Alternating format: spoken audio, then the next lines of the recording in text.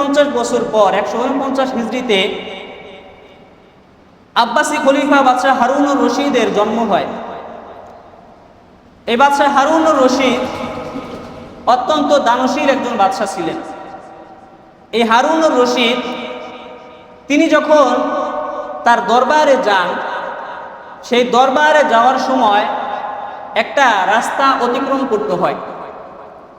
তিনি যেই রাস্তা দিয়ে যান সেই রাস্তার এক পাশে দুইজন ফকির সবসময় বসা থাকতেন। কয়জন? দুইজন ফকির। একটু খেয়াল করবেন, এই দুইজন ফকিরকে বাদশাহ হারুনুর রশিদ আব্বাসী খলিফা প্রত্যেক দিন দরবারে যাওয়ার সময় দুইটা করে দিরহাম দিতেন। এনাকে দুইটা, এনাকে দুইটা। আব্বাসী দিরহাম প্রায় 1 তোলা রূপার সমান। বর্তমান বাজার মূল্য প্রায় 1500 টাকা। একজনকে যদি 2টা করে রূপো দেয়, 2টা করে দিরহাম দেয়, তাহলে 3000 টাকা। এনাকে 3000, এনাকে 3000, দুইজনকে 3000 সমান দেন। তো ওই দুই ফকিরের মধ্যে একজন ফকিরের একটা বিশেষ প্রয়োজন দেখা দিল।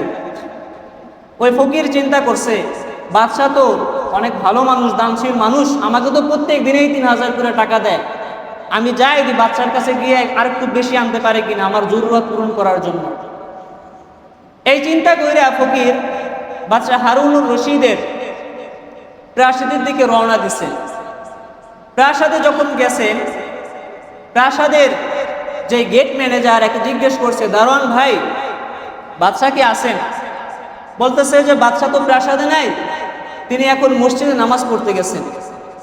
তো এই কথা শুই না ফকিরের আর একটু ভালো লাগছে, যে নামাজ পড়তে গেছে, মনটা তো আরো ভালো, যা আছে আমি তাই পেয়ে যাব। এই চিন্তা কইরা ওই ফকির মসজিদের কাছে গেছেন।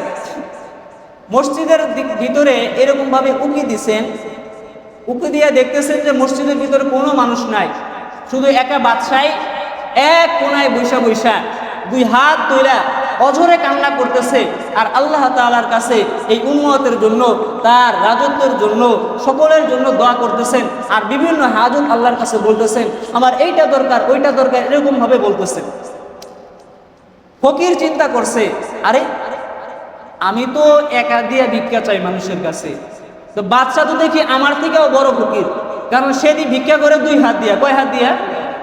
আমরা আল্লাহর কাছে মুনাজাত করি 2 হাত দিয়া না? এর একটা গুরুত্ব কি জন্য আমরা 2 হাত দিয়ে? আমরা তো 1 হাত দিয়েও চাইতে পারতাম।